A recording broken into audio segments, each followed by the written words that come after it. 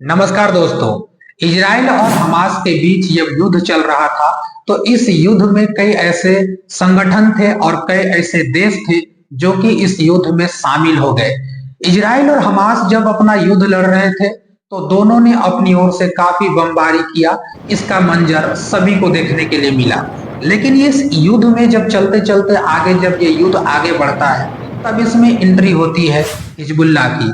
Hezbollah अपने काफी दमखम के साथ इजराइल के ऊपर हमला करता है और इजराइल के ऊपर हमला करके काफी नुकसान पहुंचाने का कोशिश करता है। इजराइल के मुताबिक इन सारे हमलों को इजराइल की ओर से नाकाम साबित किया गया और लगातार जिस तरीका से हमास की ओर यानी कि गाजा में हमला लगातार जारी रखा था, अब इसने रुक कर दिया था हिजबुल्लाह की ओर। अब युद्ध लगातार आगे बढ़ रहा था। इजराइल के मुताबिक उसे ईरान से समर्थन मिल रहा था। आपको बता दें कि इजराइल और अमेरिका के मुताबिक हिजबुल्लाह एक आतंकवादी संगठन है, लेकिन बहुत सारे ऐसे देश हैं जो हिजबुल्लाह को अभी भी आतंकवादी संगठन नहीं मानते हैं। आपकी जानकारी के लिए बता दें कि हमारा देश भारत जो है वो भी हिजबुल्लाह को आतंकवादी के लिस्ट में नहीं रखा है, यानी कि आतंकवादी हिजबुल्लाह को भारत नहीं मानता है।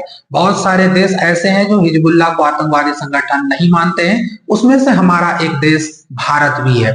अब ये युद्ध आगे चलता है तो इसमें एंट्री आखिरकार ईरान की होती है। ईरान का इसलिए होता है एंट्री क्योंकि ईरान ने ही हिजबुल्लाह को अपनी सारी ताकत, हर सारी मिसाइलें दे करके रखी है। साथ साथ हूतियों को भी अपना मिसाइल दे करके रखी है, साथ साथ हमास के लड़ाकों को भी अपना मिसाइल दे करके रखी है। अपना टेक्नोलॉजी उस तरह से मदद करता है। ये सारा आरोप लगाया जाता है ईरान के तरफ इजराइल के द्वारा।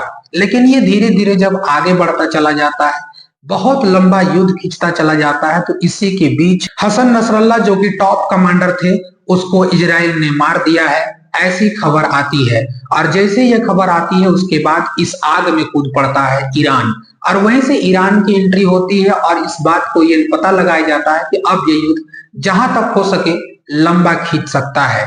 और यही होता है। ईरान लगातार इस बात को बकायदा बोल रहा था कि हम इसकी जवाब देंगे।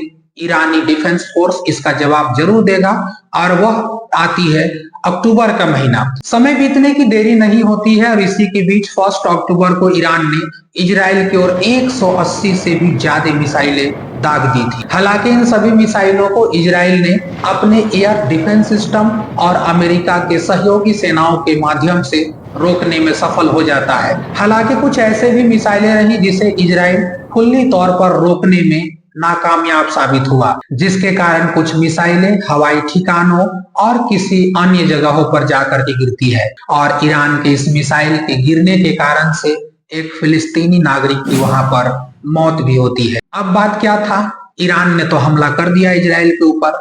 अब यहाँ पर तिलमिला उठा इजराइल। आपको यह भी समझना जरूरी होगा कि इजराइल और ईरान के बीच में ये जो युद्ध चल रहा था, आखिर ये युद्ध कितना बड़ा था और इस युद्ध में इन दोनों को नुकसान कितना होना था। जिस तरीका से इस दुनिया में, इस वर्ल्ड में इन दोनों के युद्धों को लेकर के मजा और चुटकियों लिया जा रहा था, खास करके न्यूज चैनलों के माध्यम से और भी जगह जगह का प्लेटफॉर्म से बहुत मजा उड़ाया जा रहा था कि ईरान और इजराइल के बीच में युद्ध छिड़ गया है। आखिर इस युद्ध में कितनी सच्चाई है और इस युद्ध में कितनी ताकत है, इस युद्ध में कितना किसको नुकसान होने वाला है और किस पर कौन भारी होने वाला है, इन सारी चीजों को आप थोड़ी सी आगे आप लोग को समझ में आ जाएगा कि आखिर सर जो युद्ध को युद्ध कहा जा रहा था, क्या ये वास्तव में एक युद्ध था। आपको इन सारे सवालों का जवाब मिल सकता है इसी वीडियो में अभी कुछ मिनटों के बाद। अब वापस आते हैं हम लोग हैं इजराइल के ऊपर। ईरान ने तो हमला कर दिया था इजराइल के ऊपर। अब इजराइल इस बात को बार बार इस बात को बखान किए जा रहा था कि हम इसकी जवाबी कार्रवाई जरूर करेंगे। आप लोगों को इस बात को जानकर एक हैरानी होगी दोस्तों कि जिस तरीका से ईरान के ऊपर इजराइल और अमेरिका ने हमला करने का एक प्री प्लान तैयार किया था। इजराइल और अमेरिका ने मिलकर के जो ईरान पर हमले की पूरी एक समय सारणी, पूरी एक सेटअप तैयार किया था, उसका पेपर भी वायरल हो जाता है, यानी कि लीक हो जाता है। आप इस बात को जानकर के और हैरान हो जाएंगे कि इजराइल और अमेरिका जिस तरीका से अपना प्री प्लान बनाए हुए थे, अगर वह प्लान फेल हो गया तो क्या उसी तरीका से वो हमला करेंगे? क्या उसी तरीका से वो ईरान पर जाकर के गोले बरसाएंगे? नहीं ना, लेकिन सेम यही काम हुआ। अब इसे आप किस नजर से देखना चाहते हैं? लेकिन फिर भी जब ईरान पर हमला करने की बारी आती है तो जो जो इस पेपर में मेंशन किया गया था, जहां जहां से हमला करने की बातें बताई गई थी, सेम जगह से ईरान पर हमला होता है। अब कहेंगे भाई साहब ईरान पे हमला हो गया, तो ईरान पर हमला हो गया। कब हुआ?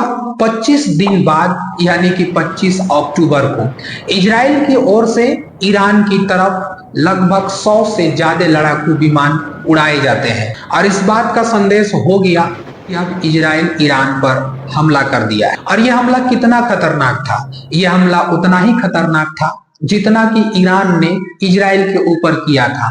जिस तरीका से ईरान ने इजराइल के ऊपर हमला किया, ईरान के सारे मिसाइलों को इजरायली एयर डिफेंस सिस्टम ने मार गिराया। कुछ कुछ मिसाइलें कहीं कहीं जाकर के गिरती है। ठीक उसी प्रकार जब इजराइल ने ईरान के ऊपर हमला किया, तब ईरान के भी जितने भी एयर डिफेंस सिस्टम थे, उन सारे सिस्टमों ने इजराइल के भी जितने गोले थे, उन सारे गोलों को मार करके हवा में ही साफ कर दिया। अब आप तो और चौकन्ने हो जाएंगे, कहेंगे भाई ये क्या बात हो गया? हमने आज तक सुना था कि इजराइल के पास एयर डिफेंस सिस्टम है, ये ईरान के पास कहां से एयर डिफेंस सिस्टम आ गया जो कि इजराइल के सारे तोप गोला को मार करके वो नीचे गिरा रहा है? तो इसकी बात का भी जानकारी आपको अभी दिए देता हूं। इजराइल के द्वारा हमला वही जगहों पर किया गया जिन जगहों पर पेपर लीक हुए, उस पन्ने में दर्शाया गया था कि हम यहाँ यहाँ जाकर के हमला करेंगे। सेम जगह पर यह हमला किया गया। तो क्या ऐसा हो सकता है क्या कि इजराइल ने पहले ही ईरान को बता दिया हो कि भैया तुम तैयार हो जाओ हमारे हमला करने के लिए, और तुम अपना जितना भी विमान है, जितना भी तुम्हारा मिसाइल है, सारे मिसाइलों को तुम तैयार करो। जहां जहां पर हमने पेपर पे मेंशन किया था, जो पेपर वायरल हो गया है, ठीक उन्हीं जगहों पर जाकर के हम अपना मिसाइल को गिराएंगे, गोले बरसाएंगे, तुम भी प्रिपेयर रहना। वजह ये निकल करके आती है कि क्या ऐसा भी तो हो सकता है ना कि दोनों देशों के बीच में बात हो गया हो, जिस तरीका से तुमने हम पर हमला किया, हमने तुम्हारे मिसाइल को मार के गिरा दिया, हम जा रहे हैं तुम पर हमला करने के लिए। क्योंकि इजराइल इस बात को जानता है कि जब तक वो जवाबी कार्रवाई नहीं करेगा, इजराइल की जनता उनकी सरकार को चैन से सोने नहीं देंगी। इजराइल की जनता वो हर बार सवाल पूछेंगे उनसे कि आखिर तुमने हमला क्यों नहीं किया, ईरान का हमले की बदला क्यों नहीं लिया, आपने जवाबी कार्रवाई क्यों नहीं किया। जनता की इस आवाज को सुनकर बेंजामिन नेतन्याहू इतने तो ना समझ नहीं है कि वो सुनते रह जाएंगे, इसलिए अपने माइंड में सोचने लगे कि भाई इसका जवाब हमें जरूर देना चाहिए। और जवाब कैसे देना चाहिए? तो जवाब बता कर देना चाहिए। इसलिए क्योंकि अगर पता है कि ईरान पर हमने अगर गोले बरसाए, ईरान पर लगातार हमला किया, तो ईरान अमेरिका को भी चैन से नहीं सोने देगा। क्योंकि आधे से ज्यादा कब्जे वाले जहां जहां पर अमेरिका ने अपना एयरबेस बना करके रखा है, जस्ट ईरान का बॉर्डर के करीब है और वहीं पे वो गोला बरसाना चालू करेगा। इसलिए अमेरिका के समझाने पर कहा गया कि ठीक है तुम हमला करो, लेकिन ऐसा हमला करो कि ईरान को कुछ भी नुकसान नहीं होना चाहिए।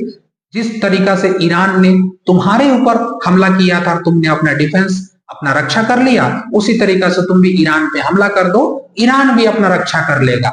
अब रही बात, तो जब इजराइल ने ईरान के ऊपर हमला किया, तो ठीक वही जगह पर हमला हुआ जहां जहां इजराइल की ओर से बताया गया था, उस लीक किया गया पेपर में। अब सवाल उत्पन्न होता है कि जिस तरीका से इजराइल अपने एयर डिफेंस सिस्टम से सारे मिसाइलों को मार गिराता है, क्या ईरान ने भी अपना एयर डिफेंस सिस्टम बना लिया? इसका जवाब है नहीं। तो फिर कहिएगा कि आखिर ये ईरान कैसे कर पाया, इजराइल के सारे गोलों को मार के कैसे गिरा दिया? तो इसका जवाब निकल कर ये आता है सीधा सपाटा कि ईरान ने रसिया से S-300 मिसाइल खरीद रखी है।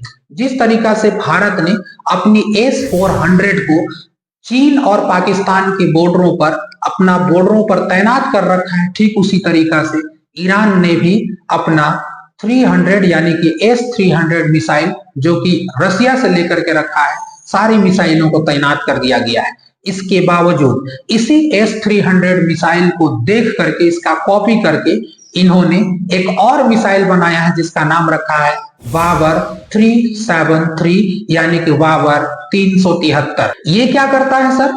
तो ये वावर 373 एक ऐसा मिसाइल है ईरान के द्वारा जो बनाया गया है, मेड इन ईरान है, जो कि S-300 को देख करके टू कॉपी किया गया है। और ये इसकी ताकत बताई जाती है कि जिस तरीका से रसिया में S-400 की ताकत है, जो कि भारत भी अभी ले चुका है, उसी का ताकत दिखाने का काम बाबर 373 करेगा, यानी कि उतनी ताकत रखेगा। और उसी से सारी मिसाइलों को मार करके गिराया गया था, सारे गोलों को मार करके गिराया गया था। और इसी बाबर 373 को पूरे ईरान के बॉर्डर में, ईरान ने पूरी बॉर्डर को अपना घेर रखा है। इस पर से कोई परिंदा भी पर नहीं मार सकता है। आपकी जानकारी के लिए ये भी बता दें कि जिस समय रसिया और यूक्रेन की युद्ध चल रही थी, सारे नाटो सेनाएं यूक्रेन की सपोर्ट में थी। उस समय अकेला ईरान जो था रसिया का साथ दे रहा था। तो अभी जब ईरान के ऊपर संकट आई है तो रसिया ने इस बात को खुल के कहा है कि हम इसको खुलकर सपोर्ट करेंगे और जितना भी हो सके रसिया इसके लिए मदद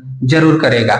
जो कि सोवियत संघ के द्वारा बनाया गया था पहले ही, जो S-300 मिसाइल था। अभी इसका लेटेस्ट वर्जन S-400 आया है, लेकिन S-300 को ही कॉपी करके ईरान ने अपना बाबर 373 को तैयार कर रखा है। अब इजराइल ने तो ईरान पर हमला कर दिया। दोनों देश एक दूसरे को देख रहे हैं कि भाई हमने भी हमला किया, तेरे भी कोई नुकसान नहीं हुआ, तूने भी हमला किया, मेरे ऊपर कोई नुकसान नहीं हुआ। दुनिया वाले देख करके चौंक रहे थे कि आखिर इजराइल ऐसा हमला कर सकता है जो कि ईरान का कुछ भी नुकसान ना हो। जब गाजा में इजराइल हमला करता था तो वहां बिल्डिंगें की बिल्डिंगें तहस नहस हो जाती थी, तो बताइए ईरान पर ऐसा हमला क्यों नहीं हुआ? भाई ये हमला इसलिए नहीं हुआ क्योंकि इजराइल चाहता ही नहीं था कि हम ऐसा हमला करें, क्योंकि इसकी जवाबी कार्रवाई जब ईरान देता तो फिर दिक्कत हो जाता। इसीलिए इन दोनों में इस बात का सुलह जरूर हो गया होगा कि देख तुमने भी हमला किया, मेरा कुछ नुकसान नहीं हुआ, हमने भी हमला किया, तुम भी अपना नुकसान नहीं होने देना। अपने सारे मिसाइलों को तुम तैयार करके रखना, जब जब यहाँ पे गोला बरसाया जाएगा सेम ठिकानों पर मार करके तुम गिरा देना। अब बताइए जो दुनिया वाले देख रहे हैं इजराइल और ईरान के युद्धों को, वो क्या समझ के देख रहे हैं, क्या समझ के जान रहे हैं? एक दूसरे को खूनी कट्टर देश मानते हैं, एक दूसरे का कट्टर विरोधी मानते हैं। देखिए इन दोनों के बीच में हो क्या रहा है, इन दोनों के बीच में कैसा समझौता हो रहा है, इन दोनों के बीच में आखिर बताया क्या जा रहा है। अब जब ईरान के ऊपर इजराइल ने हमला कर दिया तब वहां का जो राष्ट्रपति है खामनेई, उनका भी बयान निकल करके आता है। एक्स पर उन्होंने ट्वीट भी किया है। ट्वीट पर उन्होंने लिखा है कि जायोनिस्ट शासन ने जिस प्रकार 2 रात पहले हमला किया था और उनके द्वारा जो गलत कदम उठाया गया है, हमें उन्हें ईरानी लोगों की शक्ति, दृढ़ संकल्प और पहल को समझाना होगा। उन्होंने अपने दूसरे ट्वीट में यह भी लिखा कि ईरान के मामले में जियोनिस्ट लोग गलत अनुमान लगा रहे हैं। वे ईरान को नहीं जानते और वे ईरान के लोगों की शक्ति, पहल और दृढ़ संकल्प को भी नहीं समझते हैं। हमें उन्हें ये बात समझानी होगी। इन सारे रिपोर्ट को देख करके आपके मन में क्या ख्याल आता है? क्या अब ईरान फिर से इजराइल की ओर हमला करेगा? मुझे तो इस बात में कोई रुचि और कोई सच्चाई नहीं दिखती कि जिस तरह से इन दोनों के बीच में ये कॉन्फ्लिक्ट चल रहा है, जिस तरीका से एक दूसरे पर मतलब वाद विवाद कर रहे हैं और किसी भी तरीका से पुरजोर हमला नहीं हो रहा है, किसी को नुकसान नहीं पहुंच रहा है। कभी भी ऐसा महसूस नहीं होता है कि ये दोनों देश एक दूसरे पर घातक हमले करेंगे और एक दूसरे को ज्यादा से ज्यादा नुकसान पहुंचाएंगे। ऐसा तो फिलहाल देख करके नहीं लगता है, क्योंकि इन दोनों के रवैया इस तरह से देख करके लगता है कि हो ना हो कहीं न कहीं दोनों की मिली भगत है और इस दुनिया को पूरा पागल बनाने के लिए ये दोनों देश एक तरीका से अपना खेल खेल रहे हो। और हमें भी ये देख करके लगता है कि कहीं ना कहीं हो इन दोनों देशों के बीच में बहुत ज्यादा संघर्ष होगा, बहुत खूब लड़ाई होगा और ये देखने के लिए शायद ही हम लोग को ना मिले। खैर, अमन की गंगा बहती है तो बहने दो। किसी देश में भी दंगा अगर ना होती हो तो ना ही होने दो, क्योंकि दंगा जब होती है, जब एक दूसरे देश एक दूसरे को मारने काटने पर तुले होते हैं, किसी का नुकसान नहीं होता है, आम पब्लिक मारे जाते हैं, आम पब्लिकों का नुकसान होता है। फिलहाल इस रिपोर्ट में इतना ही। आपका ओपिनियन क्या है, आपका राय क्या है? कमेंट बॉक्स नीचे खुला है। मेरा इस चैनल सजीवुल का सफर को आप सफर के माध्यम से ही देखते रहिए और चलते रहिए। देखते हैं हम लोग कहां तक पहुंचते हैं, कहां तक जाना होता है। आप लोगों का यदि सपोर्ट रहा, आप लोगों की यदि प्यार बना रहा, बहुत जल्द हम लोग बहुत सारी बंदिशों को तोड़ करके आगे बढ़ जाएंगे। बहुत सारे ऐसे जो दुविधा है, उन सारी दुविधाओं को तोड़ करके आगे बढ़ेंगे। हर एक चुनौतियों का सामना करेंगे। जितने भी अपडेट्स आएंगी, चाहे वो करेंट्स की खबर हो, राजनीतिक मुद्दा हो, हमने इस चैनल को इसीलिए बनाया है कि आप लोगों के बीच खुल करके आकर के बातें कर सके, आप लोगों की राय ले सके, आप लोगों से एक विचार रख सके कि आखिर हो क्या रहा है दीन और दुनिया में। तो आप लोग इस चैनल को सब्सक्राइब जरूर कीजिएगा, हमारे इस चैनल का हिस्सा आप जरूर बनिएगा। आपकी राय क्या है इस वीडियो में कमेंट बॉक्स में छोड़ करके जरूर जाइएगा। चलिए फिर से किसी वीडियो में मिलते हैं, तब तक के लिए जय हिंद।